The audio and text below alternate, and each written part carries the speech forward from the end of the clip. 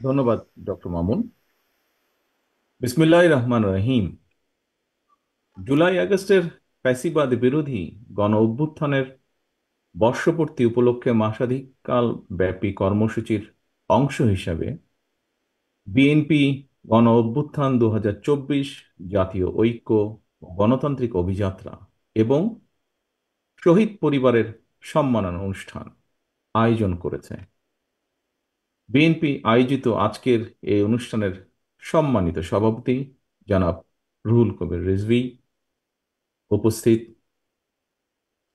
বাংলাদেশ জাতীয়তাবাদী দলের সম্মানিত মহাসচিব জনাব মির্জা ফখরুল ইসলাম আলমগীর, স্থায়ী কমিটির সম্মানিত সদস্য নেতৃবৃন্দ এবং ফ্যাসিবাদ বিরোধী রাজপথের আন্দোলনের সহকর্মী, বিভিন্ন রাজনৈতিক দলের নেতৃবৃন্দ, বিভিন্ন রাজনৈতিক দল থেকে আগত জাতীয় নেতৃবৃন্দ, শিক্ষক, সাংবাদিক, বুদ্ধিজীবী, বিভিন্ন শ্রেণী, পেশা এবং সিভিল সোসাইটির সম্মানিত প্রতিনিধিগণ, বিশেষ করে ফ্যাসিবাদী বিরোধী আন্দোলনের হাজারো শহীদ এবং হতাহতদের বাবা মা, আত্মীয় স্বজন, প্রিয়জন যারা এখানে উপস্থিত হয়েছেন, আপনারা আমার আন্তরিক শুভেচ্ছা এবং সালাম গ্রহণ করুন। আসসালামু আলাইকুম। আজকের এই অনুষ্ঠানে আমি আমার বক্তব্যের শুরুতেই 52-এর ভাষা আন্দোলন থেকে শুরু করে বাংলাদেশের স্বাধীনতা এবং মুক্তিযুদ্ধ, স্বৈরাচার এবং ফ্যাসিবাদ বিরোধী আন্দোলনের শহীদদের প্রতি জানাই গভীর শ্রদ্ধা। একই সঙ্গে দেশের গণতান্ত্রিকামী জনগণকে অভিনন্দন জানাই। গুম, খুন, অপহরণ, জেল, জুলুম, হুলিয়া, হামলা, মামলা, ভয় কোনো কিছুই যাদেরকে গণতন্ত্র পুনরুদ্ধারের আন্দোলন থেকে বিচ্যুত রাখতে পারেনি। শহীদ পরিবারের সম্মানিত সদস্যবৃন্দ, 2024 সালের 5ই আগস্ট ফ্যাসিস্ট পলায়নের পরক্ষণে আমার দেওয়া প্রথম বক্তব্যে আমি শহীদ পরিবারের মায়েদের এবং সন্তান স্বজনদের প্রতি গভীর শ্রদ্ধা জানিয়ে কয়েকটি কথা বলেছিলাম। ফ্যাসিস্ট পতনের বছর পূর্তি এই অনুষ্ঠানে শহীদ পরিবারের সদস্যদের সম্মানে আমি আবারও খুব সংক্ষেপে আমার 5ই আগস্টের দেওয়া 1 বছর আগের সেই বক্তব্যটির দু একটি কথা উল্লেখ করতে চাই। সেদিন আমি বলেছিলাম, গণ অভ্যুত্থানে যারা তাদের প্রিয় সন্তান হারিয়েছেন, বিজয়ের ঐতিহাসিক এই মুহূর্তে আমি সেই সব মায়েদের প্রতি বিনম্র শ্রদ্ধা জানাই। গত 15 বছরের ফ্যাসিবাদী শাসনকালে এভাবে অনেক সন্তান তাদের প্রিয়তম পিতা হারিয়েছেন, অনেক স্ত্রী হারিয়েছেন তাদের প্রিয়তম স্বামীকে, গুম, খুন, অপহরণ করে অসংখ্য মায়ের বুক খালি করে দেওয়া হয়েছে। আপনাদের সন্তান স্বজনদের শহীদী মৃত্যু আর ত্যাগ তিতিক্ষায় 5ই আগস্ট আরেকটি বিজয় দেখেছে বাংলাদেশ। শহীদ পরিবারের সম্মানিত সদস্যগণ, 24-এর গণ অভ্যুত্থানে আপনার প্রিয়জন দেশের জন্য, দেশের মানুষের জন্য, গণতন্ত্রের জন্য নিজের জীবন উৎসর্গ করেছেন। একজন শহীদ শুধু আপনার স্বজন নন, তিনি জাতির গৌরব, তিনি মুক্তিকামী মানুষের প্রেরণা। সুতরাং আপনাদের স্বজন হারানোর বেদনা, আপনাদের সহ্য শক্তি, সংগ্রাম এবং সাহসের প্রতি গণতান্ত্রিকামী জনগণের পক্ষ থেকে আবারও জানাই গভীর শ্রদ্ধা ও কৃতজ্ঞতা। শহীদ পরিবারের সম্মানিত মায়েরা এবং প্রিয় ভাই ও বোনেরা, আজ আপনাদের সামনে আমি এবং আমরা সবাই আবারও একটি প্রত্যয় ব্যক্ত করতে চাই। 1971 সালে বাংলাদেশের স্বাধীনতা অর্জনের যুদ্ধে শহীদ মুক্তিযোদ্ধাদেরকে যেমন বাংলাদেশ ভোলেনি, 2024 সালে দেশ এবং জনগণের স্বাধীনতা রক্ষার যুদ্ধে বীর শহীদদেরকেও বাংলাদেশ কখনোই ভুলবে না। জনগণের রায় বিএনপি রাষ্ট্র পরিচালনার দায়িত্ব পেলে শহীদদের প্রতি শ্রদ্ধা জানিয়ে দেশের বিভিন্ন স্থাপনা, সড়ক কিংবা গুরুত্বপূর্ণ প্রতিষ্ঠানের নামকরণের ইচ্ছে আমাদের আছে।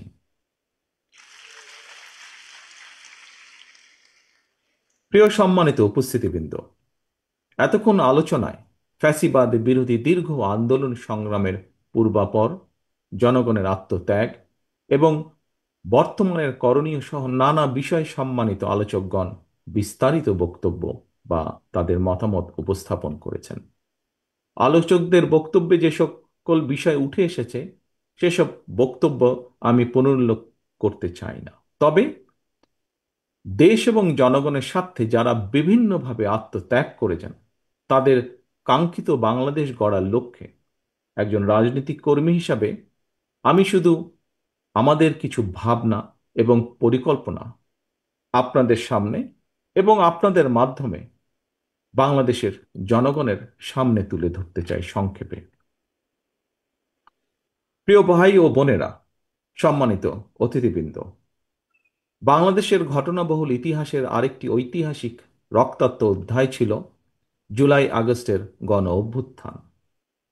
দীর্ঘ দেড় দশকেরও বেশি সময় ধরে দেশ এবং জনগণের উপর চেপে বসা ফ্যাসিবাদ বিরোধী এই আন্দোলনে অসংখ্য মানুষ শহীদ হয়েছেন। গুম, গুম, খুন, অপহরণ, নির্যাতনের, নিপীড়নের হামলার শিকার হয়েছেন বহু মানুষ। ফ্যাসিবাদী শাসন শোষণে বিগত দেড় দশকের গুম, খুন, অপহরণের তালিকা অনেক দীর্ঘ।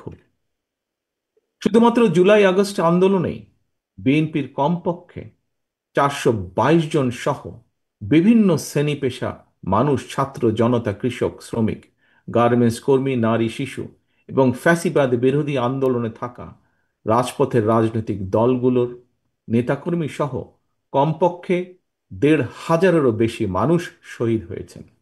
আহত হয়েছেন কমপক্ষে 30,000-এর মতন মানুষ। এর মধ্যে চোখ কিংবা হাত পা অঙ্গ প্রত্যঙ্গ হারিয়ে 1,000-এরও বেশি মানুষ চিরতরে অন্ধত্ব কিংবা পঙ্গুত্ব বরণ করেছেন। মাত্র 36 দিনেই 4 বছরের শিশু আব্দুল আহাদ, 6 বছরের শিশু রিয়া গোপ সহ কমপক্ষে 136 জনের বেশি শিশু শহীদ হয়েছেন। এমন নৃশংস বর্বরতা ছিল অকল্পনীয়। সম্মানিত উপস্থিতিবৃন্দ, 71-এর স্বাধীন বাংলাদেশ, 75-এর 7ই নভেম্বরের আধিপত্য বিরোধী তাবেদার মুক্ত বাংলাদেশ, 90-এর স্বৈরাচার বিরোধী বাংলাদেশ এবং 2024-এর ফ্যাসিবাদ বিরোধী বাংলাদেশ। বাংলাদেশের ইতিহাসের প্রতিটি অধ্যায়ে এভাবেই শহীদ আবু সাইদ, ওয়াসিম, মুগ্ধের মতন হাজারো লাখো মানুষ অকাতরে জীবন দিয়েছেন, হতাহত হচ্ছেন আরো বহু। আমাদের প্রশ্ন, সকলের প্রশ্ন, মানুষ কি এভাবেই জীবন দিতে থাকবে তাহলে? এই মানুষগুলো কিন্তু কানাডার বেগম পাড়ায় অথবা মালয়েশিয়ায় সেকেন্ড হোম কিংবা সুইস ব্যাংকে অ্যাকাউন্ট খোলার দাবিতে কিন্তু আন্দোলন করেনি। তাদের দাবি ছিল রাষ্ট্র এবং সমাজে গণতন্ত্র এবং মানুষের অধিকার প্রতিষ্ঠা। সম্মানিত অতিথিবৃন্দ, বর্তমানে ফ্যাসিবাদ মুক্ত পরিবেশে জনগণের সামনে একটি আধুনিক প্রত্যাশিত গণতান্ত্রিক বাংলাদেশ গঠনের সুযোগ তৈরি হয়েছে। বর্তমান প্রতিযোগিতামূলক বিশ্বে যোগ্যতা এবং সম্মানের সঙ্গে টিকে থাকতে হলে অবশ্যই আমাদেরকে এ সুযোগ কাজে লাগাতে হবে। আরো একবারের জন্য ভুল করা চলবে না। সুতরাং জনগণের বাংলাদেশে জনগণের সরাসরি ভোটে জনগণের প্রতি জবাবদিহিমূলক নির্বাচিত গণতান্ত্রিক সরকার প্রতিষ্ঠা করে লাখো শহীদের কাঙ্ক্ষিত একটি ইনসাফ ভিত্তিক গণতান্ত্রিক মানবিক বাংলাদেশ গড়ার মধ্য দিয়েই শহীদদের প্রতি আমাদের ঋণ পরিশোধের এখনই সময়।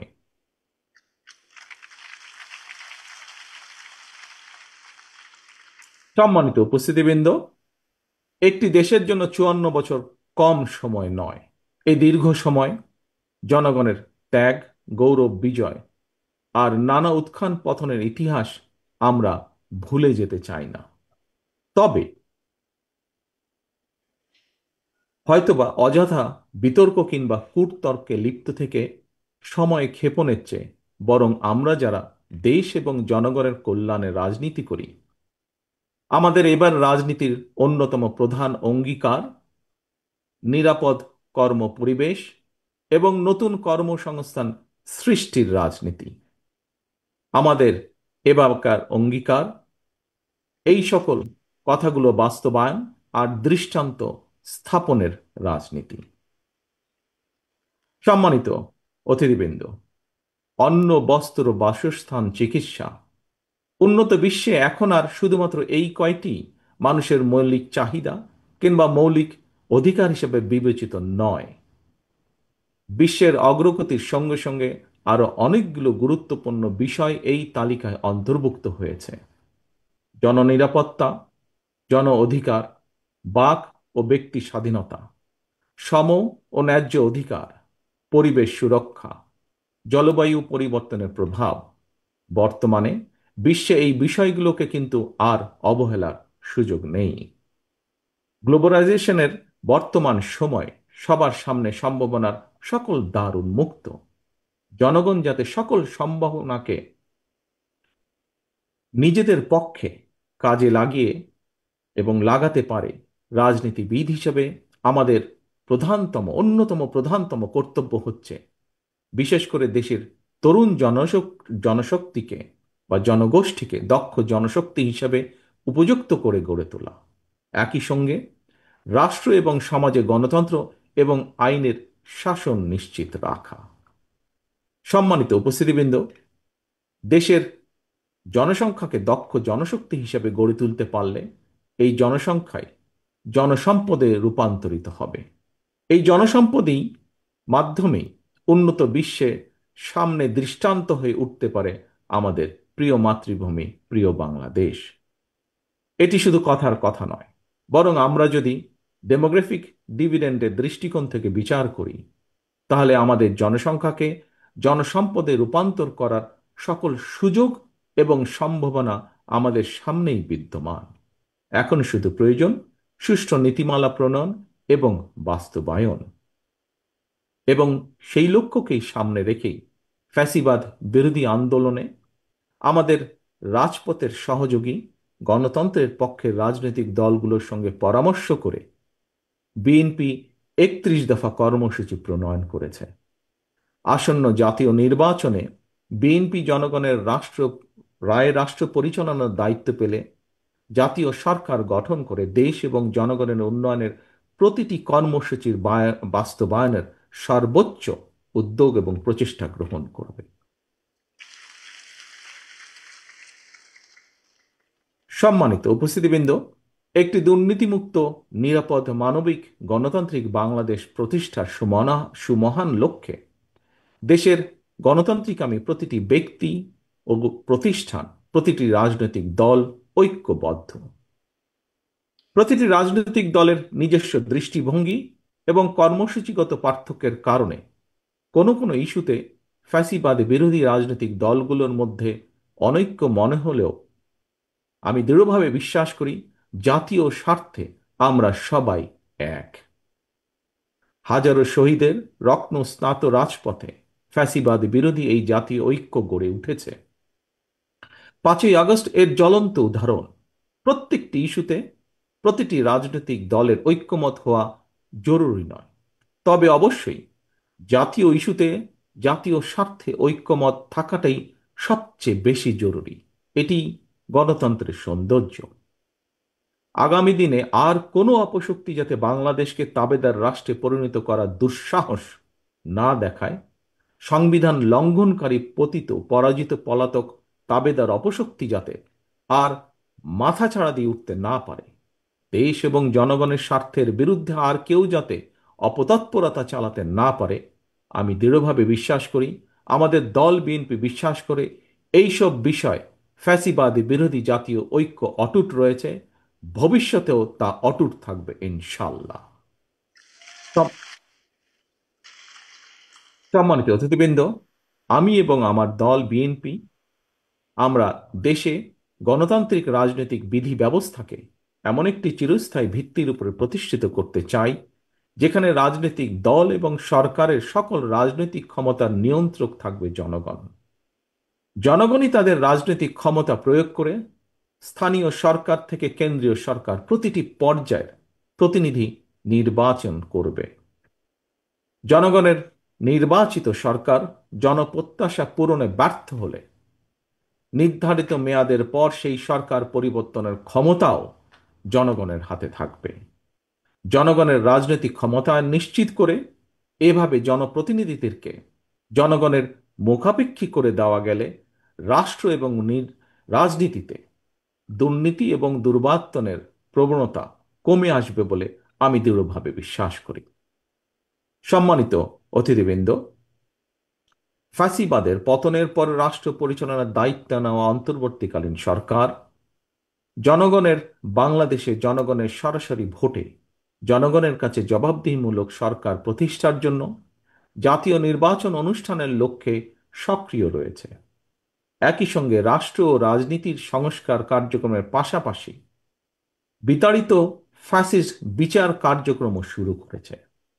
রাষ্ট্র এবং রাজনীতিতে সংস্কার এবং বিচার কার্যক্রম চলমান প্রক্রিয়া। রাষ্ট্র এবং সমাজে গণতন্ত্র এবং আইনের শাসন নিশ্চিত রাখার স্বার্থে জনরায় নির্বাচিত ভবিষ্যৎ গণতান্ত্রিক সরকারও অন্তর্বর্তীকালীন সরকারের শুরু করা কার্যক্রম অব্যাহত রাখবে আমি দৃঢ়ভাবে বিশ্বাস করি। সুতরাং একটি ইস্যুকে আরেকটি ইস্যুর সঙ্গে শর্তের বেড়াজালে আবদ্ধ না করে ফেলা যৌক্তিক বলে গণতান্ত্রিক আমি জনগণ বিশ্বাস করে বা মনে করে।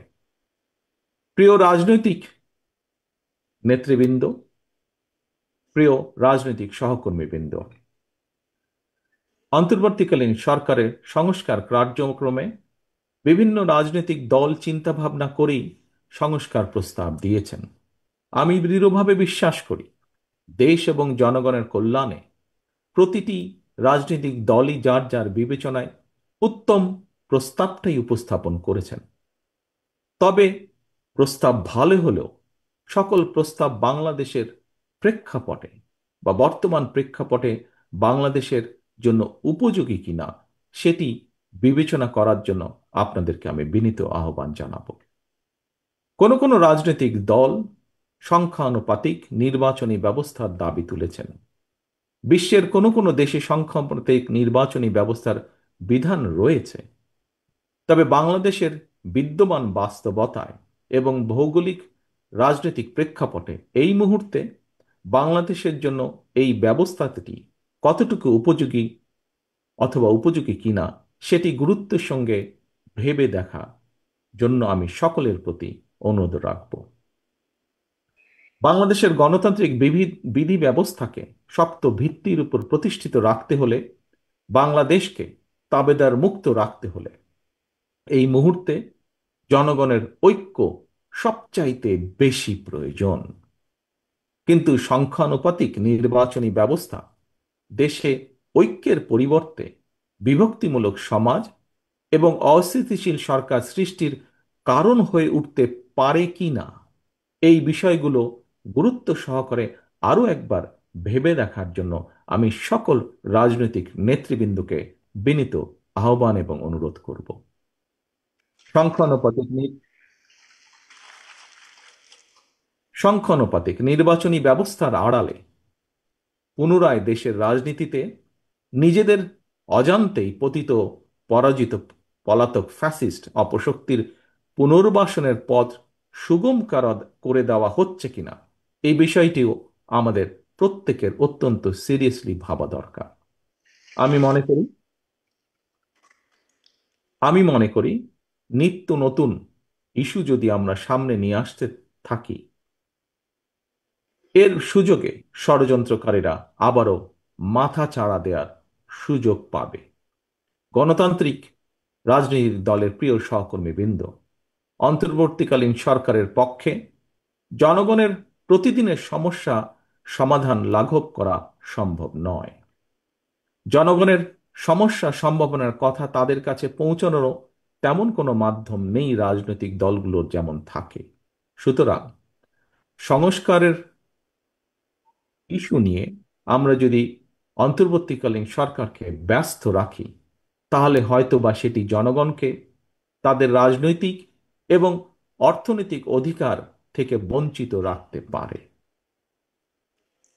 যেসব বীর সন্তানেরা বাংলাদেশের জন্য অকাতরে জীবন বিলিয়ে দিয়েছেন, যেসব মানুষগুলো চোখ হারিয়ে চিরতরে অন্ধ হয়ে গিয়েছেন, হাত পা অঙ্গ প্রত্যঙ্গ হারিয়ে পঙ্গুত্ব বরণ করেছেন, মাসের পর মাস বাধ্য হয়ে হাসপাতালে চিকিৎসাধীন রয়েছেন, তাদের এই আত্মত্যাগকে বিবেচনায় নিয়ে আমি বিএনপি সহ বাংলাদেশের প্রতিটি গণতান্ত্রিক রাজনৈতিক দলের নেতা কর্মী এবং সমর্থক শুভাকাঙ্ক্ষীদের দৃষ্টি আকর্ষণ করে একটি আহ্বান জানিয়ে বলতে চাই, আসুন আমরা যিনি যার ইচ্ছা মতন শর্তের তালিকা না বাড়িয়ে শহীদদের চেতনায় বাংলাদেশকে উপলব্ধি করি। চোখ হারানো যোদ্ধার অন্তর্দৃষ্টি দিয়ে বাংলাদেশকে দেখার চেষ্টা করি। চিকিৎসাধীন এবং আহতদের আর্তনাদের সঙ্গে একত্রিত হয়ে শহীদদের আকাঙ্ক্ষার আলোয় বাংলাদেশকে আমরা গড়ে তুলি। প্রিয় সম্মানিত অতিথিবৃন্দ, প্রিয় উপস্থিতিবৃন্দ, রাজনৈতিক আমন্ত্রিত নেতৃবৃন্দ, প্রতিশোধ প্রতিহিংসা নয়, শহীদদের কাঙ্ক্ষিত বাংলাদেশ প্রতিষ্ঠার জন্য শুরু হোক আলোর প্রতিযোগিতা, শুরু হোক ভালোর প্রতিযোগিতা। ফ্যাসিবাদদের অন্ধকার থেকে মুক্ত হয়ে গণতন্ত্রের আলোয় ফিরুক বাংলাদেশ। আমি আবারও আল্লাহর দরবারে সকল শহীদদের আত্মার মাগফিরাত কামনা করছি। চিকিৎসাধীন এবং আহতদের দ্রুত আরোগ্য কামনা করছি। গণ অভ্যুত্থানের বছর পূর্তির মাসব্যাপী অনুষ্ঠানের আজ শুভ উদ্বোধন হলো। মাসব্যাপী মাসব্যাপী আমাদের আরো কর্মসূচি রয়েছে। এই সকল কর্মসূচিগুলো সুন্দরভাবে সফলভাবে অনুষ্ঠিত হোক সেই কামনা করে অনুষ্ঠানের উদ্বোধন ঘোষণা করছি। একই সাথে আজকের প্রথম দিনের এই অনুষ্ঠান সফল করার জন্য যারা কষ্ট করেছেন, এই আয়োজকদের সকলকে, আজকের এই অনুষ্ঠানের বা এই কমিটির যে আহ্বায়ক আছেন তাকে সহ প্রত্যেকটি কর্মী যারা কষ্ট করেছেন, যারা সফল করেছেন, ঘরের ভেতরে এবং ঘরের বাইরে প্রতিটি মানুষকে আমি জানাই আন্তরিক ধন্যবাদ। সকলের সুস্বাস্থ্য কামনা করে আমাদের প্রত্যাশিত বাংলাদেশ গড়ে তোলার প্রত্যাশা রেখে সকলের কাছে বিদায় নিয়ে আমার বক্তব্য শেষ করছি। আল্লাহ হাফেজ। বাংলাদেশ জিন্দাবাদ। বাংলাদেশ জাতীয়তাবাদী দল জিন্দাবাদ।